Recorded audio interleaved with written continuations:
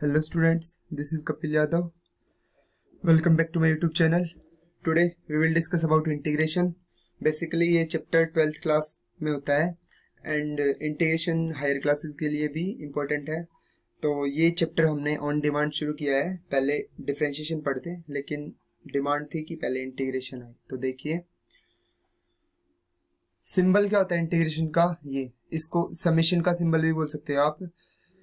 इसके बारे में आगे चल के वीडियो में डीप में बताएंगे आपको ये सिंबल क्यों यूज किया जाता है, इंटीग्रेशन क्या होता है. पहले ये देखिए, अगर f आपके पास कोई फंक्शन है defined on an interval i और कैपिटल F फंक्शन है सच दैट कैपिटल F का डेरिवेटिव आपने नाम दिया है कि कैपिटल F का जो डेरिवेटिव आएगा उसको मैं बोलूंगा स्मॉल fx. ठीक है students, for all x belongs to i.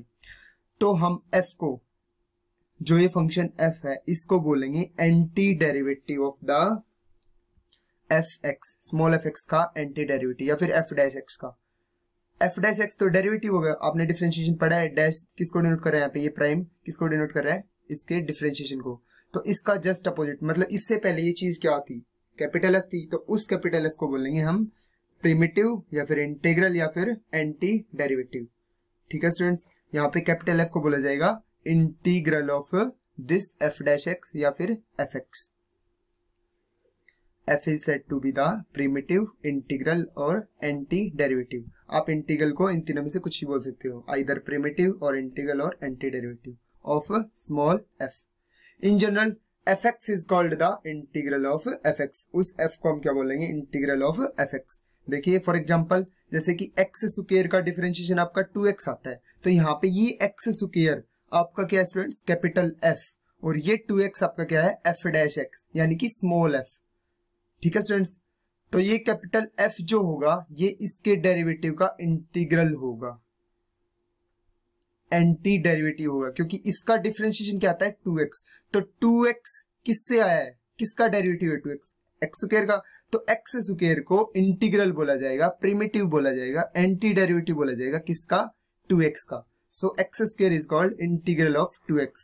तो हमने देखा जो इंटीग्रेशन होता है या इंटीग्रल होता है, बेसिकली हमने अभी तक इंटीग्रेशन की डेफिनेशन पढ़ी भी नहीं है. इंटीग्रेशन होता क्या है, ये जो सारा प्रोसीजर है इसको सोल्व करने का, इंटीग्रल को निकालने का, उसी प्रोसीजर को बोलते हैं इंटीग्रेशन.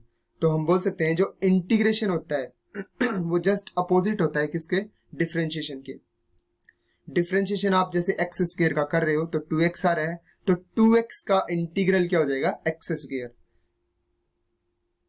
हर फंक्शन पे यही डेफिनेशन अप्लाई होते हैं इंटीग्रल के लिए कि जिसका जो डिफरेंशिएशन निकलता है अगर उससे हम एक स्टेप पीछे जाए तो वो उसका इंटीग्रल होता है. तो सिंबलिकली हम इसको डिनोट कर सकते हैं, ये जो आपका स्मॉल f है उसका अगर आप इंटीग्रल निकालें, ये इंटीग्रल का साइन होता है समेशन बोला जाता है, इसको समेशन बोला जाता है f dx. इसका जो इंटीग्रेशन आएगा वो क्या आएगा स्टूडेंट्स, कैपिटल fx.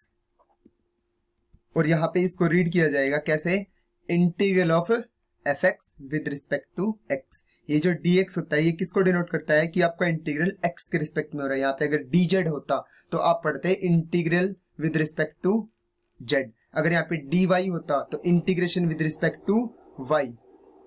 स्पेशली इसको बोला जाता है indefinite integral of fx. Because आप सभी को पता है डेफिनेट इंटीग्रल क्या होता है, जिसके लिमिट्स हमें नॉन होते हैं, या फिर इंटीग्रेशन के ऊपर जब हमें लिमिट्स गिवन होती हैं उसको बोलते हैं definite integral.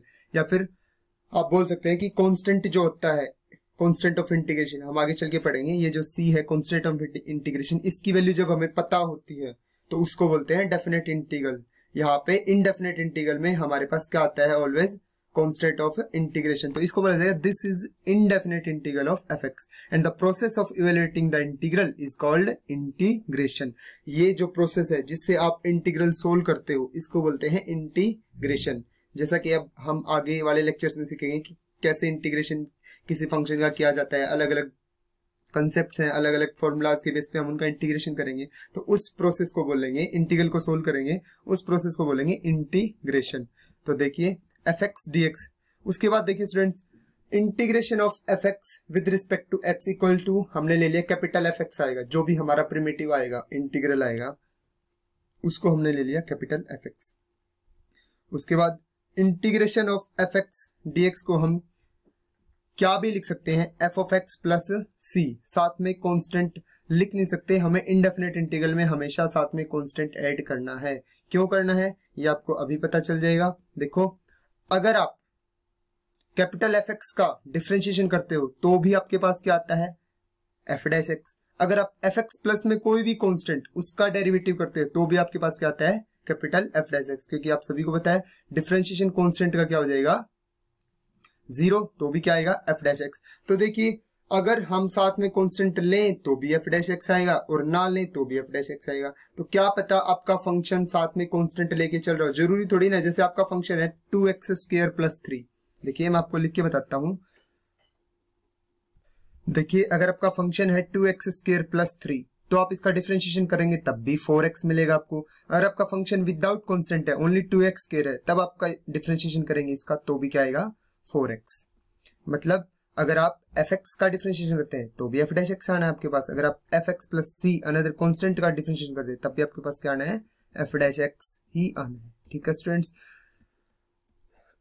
If the integral of a function exist, अगर आपका इंटीग्रल किसी भी फंक्शन का एग्जिस्ट करते हैं, एक से ज्यादा इंटीग्रल्स, मान लीजिए आपके एक फंक्शन के एक से ज्यादा इंटीग्रल के आंसर आ रहे हैं, मतलब इंटीग्रेशन आप सोल्व कर रहे हो उसके आंसर एक से ज्यादा आ रहे हैं, तो बस उनमें डिफरेंस मिलेगा c का, कांस्टेंट ऑफ इंटीग्रेशन का, और कोई भी उनके आंसर में डिफरेंस नहीं होगा स्टूडेंट्स, सिर्फ कांस्टेंट ऑफ इंटीग्रेशन का डिफरेंस होगा।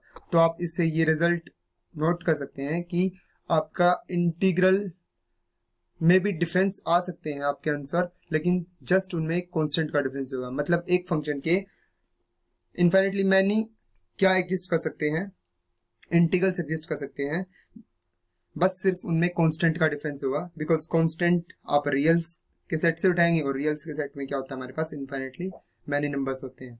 उसके बाद देखिए, unless the definite value of constant c is obtained, जब तक हमारे पास इस कांस्टेंट c की डेफिनेट वैल्यू नहीं मिलती, हम इंटीग्रल को क्या बोलेंगे, इनडेफिनेट इंटीग्रल। हमने ऊपर पढ़ा था, अगर आपके पास इस कांस्टेंट की डेफिनेट वैल्यू पता चल जाती है तो वो होता है definite integral.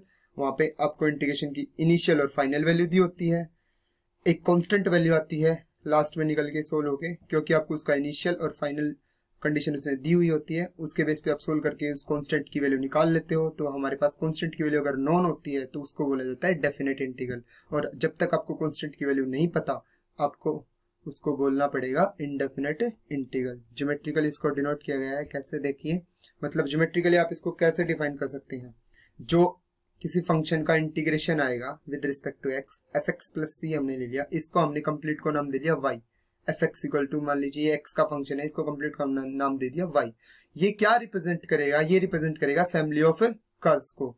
Changing the value of C, आप सी की वैल्यू चेंज करके सिर्फ we will get different members of this family, मतलब इस फैमिली ऑफ कर्व्स की डिफरेंट मेंबर्स, मतलब डिफरेंट डिफरेंट कर्व्स आप गेन कर सकते हैं।